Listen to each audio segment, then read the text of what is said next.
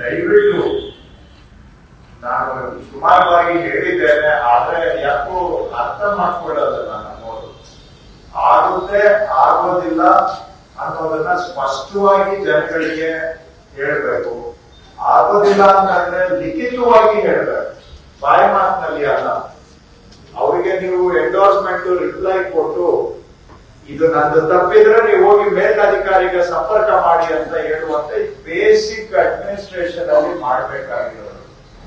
ಅದನ್ನ ಮಾಡದೇ ಇರೋದ್ರಿಂದ ಎಷ್ಟು ಜನ ತೊಂದರೆಗೆ ಸಿಕ್ಕಾಕೊತಾ ಇದ್ದಾರೆ. ಬಹುಶಃ ನೀವು ಆಸೆ ಕೂತಿರ್ತೀರ, ನಿಮ್ಗೆ ಗೊತ್ತಿಲ್ಲ.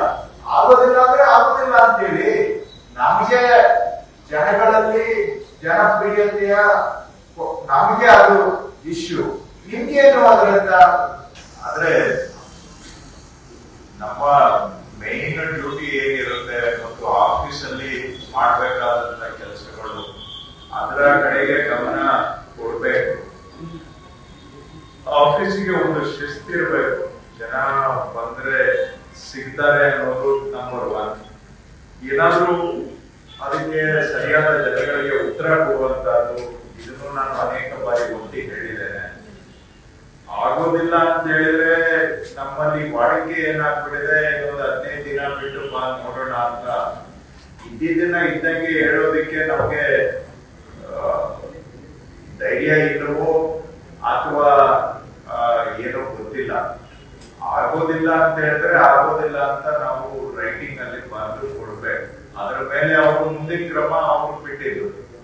ಆದ್ರೆ ಅದನ್ನ ಈ ಕ್ರಮಬದ್ಧವಾಗಿ ಕೆಲಸ ಮಾಡುವಂತ ಅಭ್ಯಾಸ ಹೊರಟೋಗಿರೋದ್ರಿಂದ ಓರಲ್ಲ ಏನೋ ಹೇಳ್ತೀವಿ, ಅವರು ಇಲ್ಲ ನೋಡಿ ಅಡ್ಜಸ್ಟ್ ಮಾಡಿ ಅಂತ ಅವರು ಆಯ್ತು ನೀವು ಅವ್ರಿಗೆ ನೇರವಾಗಿ ಮುಖಕ್ಕೆ ಆಗಲ್ಲ ಅಂತ ಹೆಂಗ್ ಹೇಳೋದು ಅಂತ, ಆಯ್ತು ಸ್ವಲ್ಪ ದಿನ ಬಿಟ್ಕೊಂಡ್ಬರ್ರಿ ಅಂತ ಹೇಳೋದು. ಅವರು ಅದರಲ್ಲೇ ನನಗೇನೋ ಆಗುತ್ತೆ ಅಂತ ನಿರೀಕ್ಷೆ ಇಟ್ಕೊಂಡು ಮತ್ತೆ ಕಚೇರಿಗಳಿಗೆ ಸುತ್ತೋದು.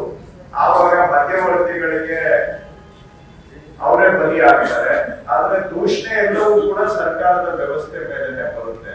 ದಯವಿಟ್ಟು ನಾನು ಸುಮಾರು ಬಾರಿ ಹೇಳಿದ್ದೇನೆ, ಆದ್ರೆ ಯಾಕೋ ಅರ್ಥ ಮಾಡ್ಕೊಳ್ಳೋದಲ್ಲ ನಮ್ಮವರು. ಆಗುತ್ತೆ ಆಗೋದಿಲ್ಲ ಅನ್ನೋದನ್ನ ಸ್ಪಷ್ಟವಾಗಿ ಜನಗಳಿಗೆ ಹೇಳ್ಬೇಕು. ಆಗೋದಿಲ್ಲ ಅಂತಂದ್ರೆ ಲಿಖಿತವಾಗಿ ಹೇಳ್ಬೇಕು, ಬಾಯಿ ಮಾತಿನಲ್ಲಿ ಅಲ್ಲ.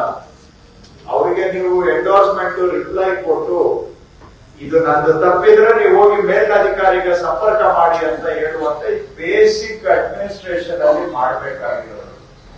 ಅದನ್ನ ಮಾಡದೇ ಇರೋದ್ರಿಂದ ಎಷ್ಟು ಜನ ತೊಂದರೆಗೆ ಸಿಕ್ಕಾಕೊತಾ ಇದ್ದಾರೆ. ಬಹುಶಃ ನೀವು ಆಸೆ ಕೂತಿರ್ತೀರ, ನಿಮ್ಗೆ ಗೊತ್ತಿಲ್ಲ. ಆಗೋದಿಲ್ಲ ಅಂದ್ರೆ ಆಗೋದಿಲ್ಲ ಅಂತೇಳಿ. ನಮಗೆ ಜನಗಳಲ್ಲಿ ಜನಪ್ರಿಯತೆಯ ನಮಗೆ ಅದು ಇಶ್ಯೂ, ನಿಮ್ಗೇನು ಅದರಿಂದ?